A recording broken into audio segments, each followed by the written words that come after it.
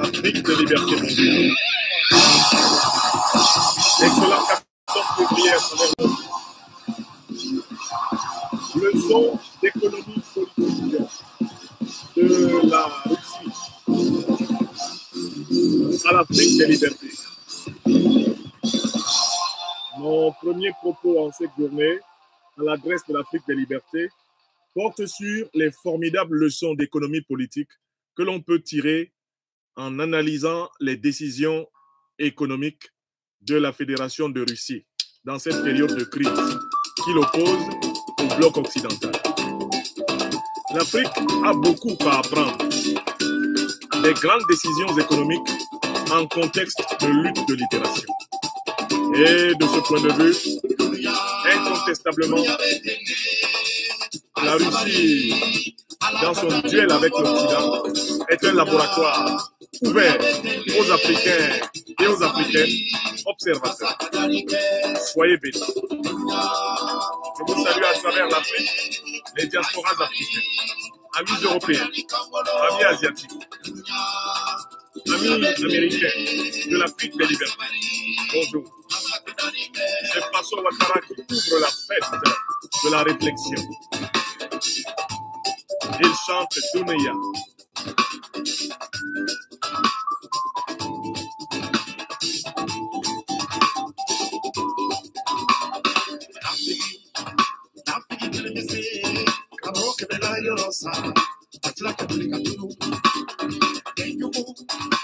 Appuyez sur le pouce sous la vidéo et partagez la vidéo. N'oubliez pas de ne pas nous laisser seuls face aux machines ennemies de la France Afrique. Partagez cette émission. Ne gardez pas ces vérités pour vous tout seul. Si vous êtes connecté ici, c'est que vous espérez et que vous estimez qu'il y a quelque chose de bon à tirer de nos modestes contributions. Ne les gardez pas pour vous tout seul. Partagez. Je vous salue à travers le Faso, le Mali, la Côte d'Ivoire. Je vous salue à travers le Bénin, le Togo, le Sénégal, le Niger. Je vous salue. Je vous salue au Tchad. Je vous salue au Cameroun. Je vous salue en République centrafricaine. Je vous salue au Gabon, au Congo. Je vous salue en Angola. Je vous salue en Mauritanie. Je vous salue au Rwanda. Je vous salue à travers toute l'Afrique. I greet you all in South Africa, in Northern Africa, everywhere through the world. I'm greeting you all, African people. Welcome. Les leçons d'économie politique de la Russie à l'Afrique des libertés. Telle est votre première conversation du 14 février 2023. À ceux qui, à travers le monde, célèbrent cette fête occidentale qu'on appelle la fête des amoureux du 14 février, je souhaite une bonne fête des amoureux. Il n'y a rien à jalouser. Que ceux qui sont heureux en amour soient heureux en amour. Mais, vous le savez très bien, le véritable amour, il doit avoir lieu tous les jours. Pas seulement le 14 février. Toute l'année, si nous aimons, il faut aimer. Les êtres qui nous sont chers et n'ont pas besoin que ce soit seulement aujourd'hui que nous les aimions, mais que nous les aimions tout le temps. Bonne fête donc à ceux qui fêtent cette fête parmi nos amis sur les réseaux sociaux. Mes chers amis, j'ai voulu consacrer ma première conversation aujourd'hui à attirer votre attention sur une information que j'ai trouvée sur le web multipolaire, une information extrêmement intéressante pour l'Afrique des libertés, car elle nous dit comment la Russie pilote son économie en période de crise. C'est une information sur les décisions qui ont été prises par le Fonds national, le Fonds de richesse nationale de la Russie. Et voici comment le site Info Défense France rapporte cette information. La Russie va abandonner les euros du fonds de réserve. C'est la décision du ministère des Finances russe. La principale réserve nationale ne contiendra que de l'or, du yuan chinois et du rouble. La part de l'euro dans le fonds de richesse nationale de la Russie, FNR, sera ramenée à zéro en 2023. Moscou continuant à réduire son exposition aux monnaies de pays inamicaux, a révélé le vice-ministre des Finances Vladimir Kolychev. L'euro sera définitivement remis à zéro cette année, a déclaré Kolychev aux journalistes, alors qu'il répondait à une question sur ce qu'il adviendrait des euros restant sur les comptes du NWF, donc du Fonds de la richesse nationale de la Russie. Le fonctionnaire a également ajouté que le ministère mettrait progressivement la structure de la NWF en conformité avec les nouvelles normes, de telle sorte que seuls les roubles, les yuans chinois et l'or y resteraient. Le ministère a publié précédemment une nouvelle structure réglementaire pour les actifs de la NWF, du Fonds de richesse nationale de la Russie, qui exclut complètement la possibilité d'investir en dollars américains et établit des parts flexibles d'autres actifs. Selon les nouvelles dispositions, la part maximale du yuan et de l'or dans la NWF a été doublée, passant respectivement à 60% et 40%. Par ailleurs, les soldes en livres sterling et en yens japonais ont été réduits à zéro. Le NWF, qui accumule les revenus des exportations de pétrole, a été créé pour soutenir le système national de retraite et aider à couvrir les déficits budgétaires en cas de besoin. Les actifs du fonds s'élevaient à 155,3 milliards de dollars au 1er février 2023. Fin de citation de l'article qui m'a mis en chemin vers une réflexion concernant l'Afrique des libertés.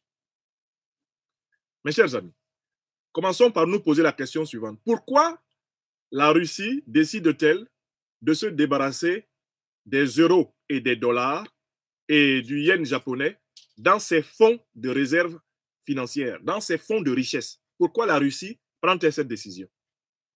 La raison en est toute simple. La Russie a été confrontée ces dernières années à des sanctions occidentales, donc européennes, américaines, par extension japonaises, puisque le Japon fait partie du domaine du bloc occidental américano-européen. La Russie a été exposée à des sanctions des pays du bloc occidental, parmi lesquelles des sanctions consistant à confisquer les avoirs de la Russie dans les banques occidentales.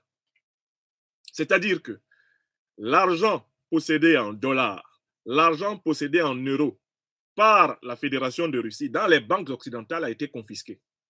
C'est une manière polie pour dire qu'il a été volé. Face à cette situation, la Russie a donc compris qu'il était dangereux de continuer à constituer des économies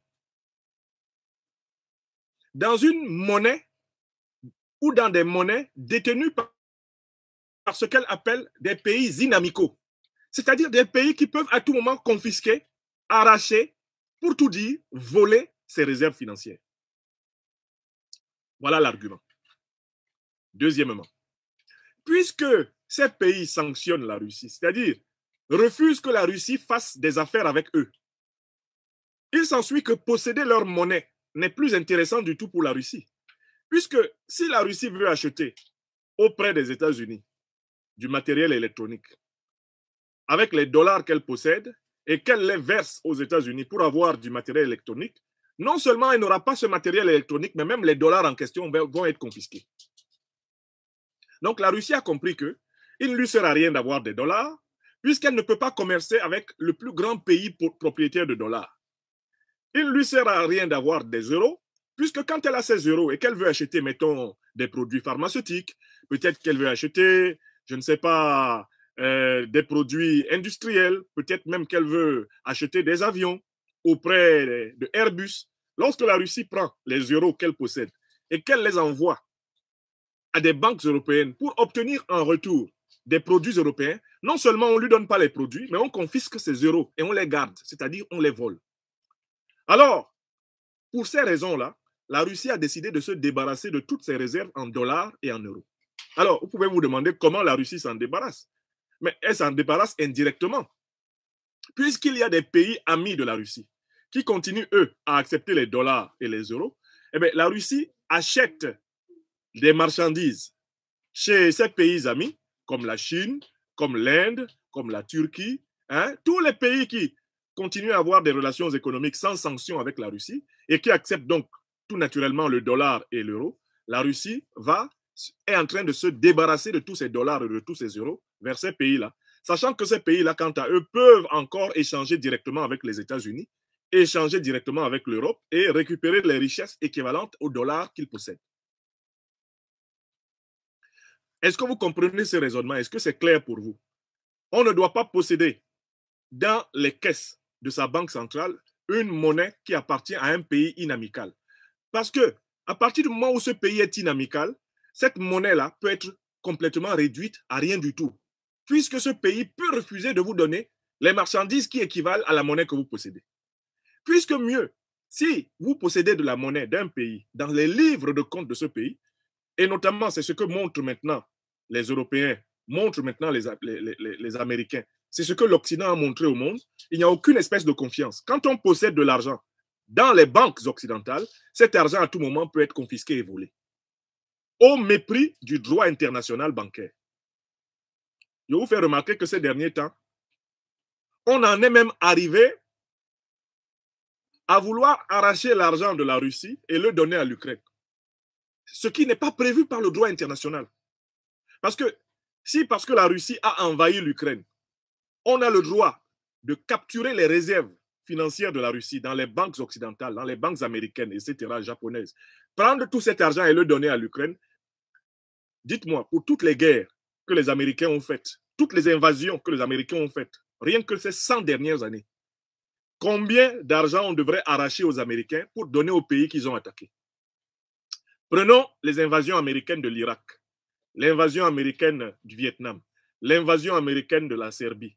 Prenons la destruction de la Libye par l'OTAN, c'est-à-dire les États-Unis, la Grande-Bretagne, la France. Si on applique le principe que dès qu'un pays en attaque un autre, dans le cas d'espèce, oui, en février 2022, c'est la Russie qui est entrée en Ukraine.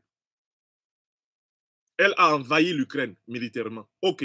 Si on pose le principe que dès lors qu'il y a un pays qui a envahi un autre militairement, on a le droit d'aller confisquer toutes les réserves financières du pays envahisseur dans les banques étrangères pour reverser au pays envahi. Si on applique ce principe rétrospectivement, est-ce que les États-Unis pourraient être capables de s'en sortir? Les États-Unis entreraient immédiatement en faillite. Si on applique ce principe à tous les pays négriers, à tous les pays colonialistes, comme la France, comme la Grande-Bretagne, comme le Portugal, comme l'Espagne, comme l'Italie, qui ont envahi les pays des autres ces 600 dernières années. Si on décide de dire que parce qu'ils ont envahi tous les avoirs français, les avoirs britanniques, les avoirs italiens, les avoirs espagnols, les avoirs portugais, les avoirs américains, qui seraient placés dans des banques à l'étranger, doivent être pris et versés aux Africains qui ont été envahis par ces gens, versés aux Asiatiques qui ont été envahis par ces gens, versés aux Latino-Américains qui ont été envahis par ces gens. Vous imaginez? Donc la Russie, confrontée à ce deux poids, deux mesures, où quand c'est eux qui envahissent, il n'y a pas de sanctions. Mais lorsque ce sont les autres qui envahissent, il y a des sanctions. La Russie a décidé de couper la dépendance envers leur système monétaire. Globalement, c'est ce qu'on appelle la dédollarisation ou la déeuroisation. Et la Russie se dédollarise complètement. C'est-à-dire que si vous allez bientôt avec des dollars en Russie, on ne les prend pas. Si vous venez avec des dollars, eh bien, dans le marché russe, bientôt on vous dit non, on ne reconnaît pas cette monnaie, on ne veut pas voir ça ici. Bon, alors, maintenant, quelles sont les leçons que nous devons tirer, nous, Africains, devant cette dynamique d'autodéfense géopolitique, géostratégique, géoéconomique de la Russie? Qu'est-ce que ça nous apprend? Ça nous apprend qu'en fait, on ne peut pas être indépendant tant qu'on aura dans nos banques centrales en Afrique Mais la monnaie de pays coloniaux, de pays impérialistes, de pays qui ont considéré depuis 600 ans qu'ils ont le droit de piller l'Afrique. Ça, c'est la première leçon. On doit donc, par conséquent, se débarrasser du franc CFA. Ce n'est pas une monnaie africaine, vous le savez très bien. La banque centrale du franc CFA, c'est la Banque de France, à Chamalières. C'est là-bas qu'on fabrique ça. La Banque de France est basée à Paris. D'accord? Tant que les Africains auront des réserves financières en franc CFA, les Africains seront à la merci des actes inamicaux de la puissance française. Vous avez vérifié cela. Les sanctions du 9 janvier 2022 contre le Mali, elles n'ont été possibles que parce que, à travers la BCEAO et l'UEMOA, eh bien, la puissance française contrôle, bien sûr, le trésor du Mali. Si on a pu bloquer les fonds maliens, mais c'est parce que le Mali ne possède pas une unité monétaire personnelle. C'est parce que le Mali a ses réserves d'argent dans une monnaie d'un pays étranger, la France. Donc, la première leçon qu'il faut tirer de tout ceci, c'est qu'on ne peut pas être indépendant. On ne peut pas être souverain en continuant à garder eh bien, ses richesses dans une unité monétaire validée et détenue par un pays étranger. Ça, c'est un. Pour tous ceux qui douteraient encore, la Russie nous le démontre. Deuxième élément important. Lorsqu'un pays est en lutte, lorsqu'un pays mène un combat d'émancipation, il ne doit considérer comme introductible dans ses réserves, dans sa richesse nationale, que les unités monétaires de pays amis. C'est ce que la Russie nous apprend. La Russie accepte le yuan. Bien sûr, elle a le rouble, sa propre monnaie. Le yuan, pourquoi la Russie accepte-t-elle le yuan? Mais parce que, quelle que soit la quantité de yuan que détiennent les Russes, ils savent qu'ils peuvent obtenir l'équivalent en richesse en commerçant avec la Chine. S'ils vont avec le yuan dans le marché chinois, eh bien, on va accepter ce yuan et on va leur donner les richesses qu'ils sollicitent en Chine en équivalence de ce yuan. La Russie sait aussi que plusieurs autres pays en relation commerciale avec la Chine acceptent le yuan. Donc le yuan permet à la Russie non seulement de s'approvisionner en Chine, mais le yuan permet à la Russie de s'approvisionner auprès de tous les partenaires de la Chine. Ce qui veut aussi dire que les soi-disant pays qui prétendent avoir sanctionné la Russie, bien, ils ne peuvent pas avoir sanctionné la Russie tant que la Russie possède du yuan. Puisqu'à travers le yuan, la Russie peut acheter des choses aux États-Unis. Puisqu'à travers le yuan, la Russie peut acheter des choses en Europe. En réalité, la détention du yuan permet aussi à la Russie de contourner les sanctions européennes, les sanctions occidentales et d'acheter ce qu'elle veut en Occident, sans risque de se faire voler, puisque le yuan est encore accepté. Mais il y a un troisième enseignement qui est important pour les Africains dans cette affaire. C'est le retour en force de la réserve or, de l'unité monétaire or.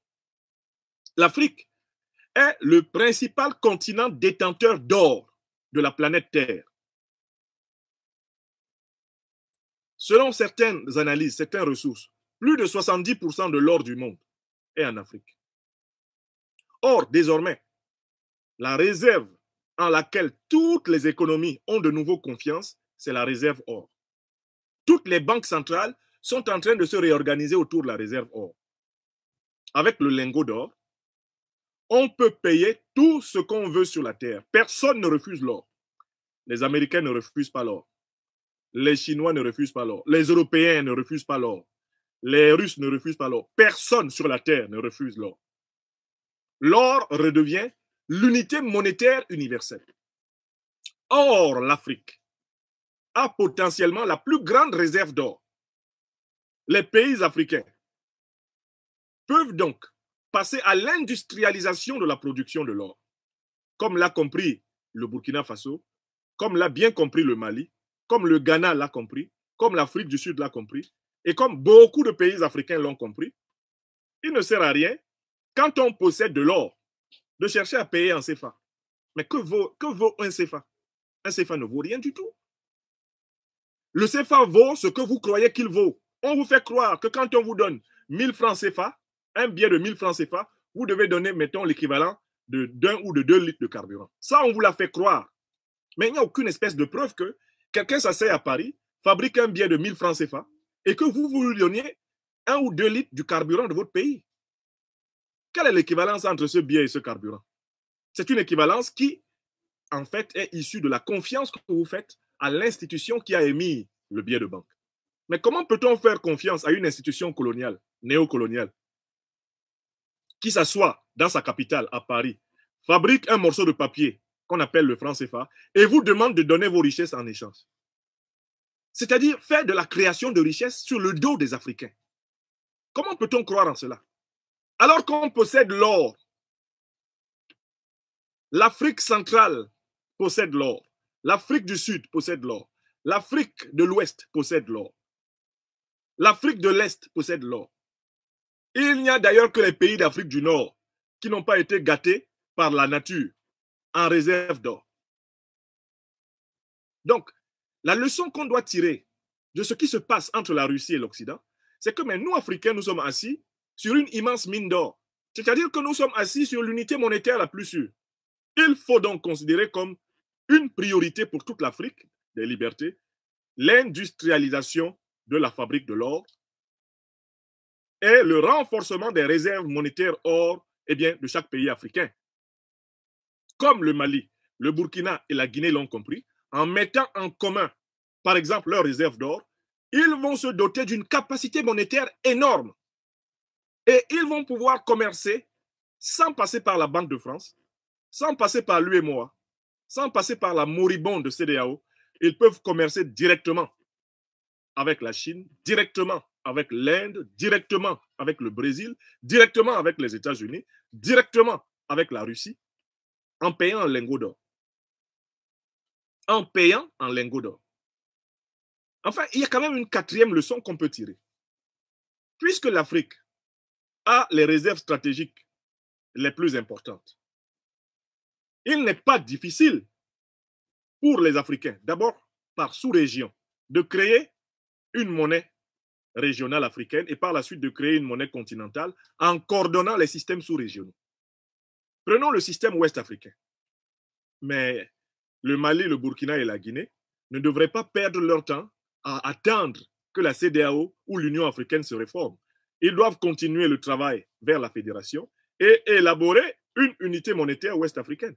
Le fameux ECO qu'Alassane Ouattara et ses maîtres français ont détruit avec Nana Akufo-Addo, avec la lâcheté des Nigériens. Ce ECO-là, en fait, le projet de cet ECO-là, la nouvelle fédération ouest-africaine doit reprendre ce projet. Le véritable ECO. Mais le véritable ECO, il suffit que le Mali, la Guinée, le Burkina, le garantissent sur leurs réserves d'or. Créer une réserve d'or commune, c'est-à-dire une banque centrale commune, et émettre à partir de là des titres financiers de cette réserve d'or, c'est ce qu'on appelle la monnaie papier ou la monnaie métallique. Et à partir de là, puisque désormais il y aura une équivalence entre la quantité de monnaie que vous avez en main et la quantité d'or qu'il y a en réserve à la banque centrale, l'indépendance monétaire peut être réalisée en moins de 6 mois. L'indépendance monétaire de ces 3 pays déjà ouest-africains peut être réalisée en moins de 6 mois. Bon, la Guinée a déjà sa propre monnaie, donc elle a déjà une certaine expérience dans la production de la monnaie papier. L'industrie guinéenne de la monnaie papier peut servir de base pour la création de la version papier de la monnaie des 3 États. Mais ce sur quoi j'insiste ici, c'est que ces 3 pays-là sont des pays miniers exceptionnels. Le Burkina, le Mali et la Guinée ont des réserves d'or exceptionnelles. Non pas seulement des réserves d'or déjà qui s'accumulent dans leurs fonds, dans leurs fonds de richesse nationale stratégique, mais des réserves d'or potentielles. S'il y a un investissement dans la transformation industrielle de l'or, il leur sera aisé de financer leurs projets communs sur cette monnaie. Il ne faut pas attendre, il ne faut pas continuer à payer et à conserver de l'argent en CFA. La 5e leçon qu'on peut tirer, c'est que toute l'Afrique des libertés, tous les pays africains qui veulent aller vers la vraie autonomie doivent rapidement aller effectivement vers la création de ces unités monétaires régionales et continentales souchées sur les réserves d'or. L'Afrique centrale, dans le cadre de la future OPAC, Organisation des peuples d'Afrique centrale, tout comme l'Afrique de l'Ouest, dans le cadre de la future OPAO, Organisation OPOA, les organisations des peuples ouest-africains, doivent considérer comme une urgence de créer un marché financier et sur la base de la mise en commun de réserves d'or. D'ailleurs, tous les pays ne sont pas obligés de mettre sur cette réserve d'or tout l'or qu'ils possèdent. Un fonds de richesse nationale de chaque pays peut être constitué, mais il faut créer un fonds commun. C'est-à-dire qu'il faut prendre une partie des réserves d'or nationales, les affecter au fonctionnement de la monnaie régionale. Et ce fonctionnement de la monnaie régionale va permettre le financement des projets communs. Au lieu d'aller chercher de l'argent à la Banque mondiale, les dettes endettantes et éternellement endettantes, les fameux crédits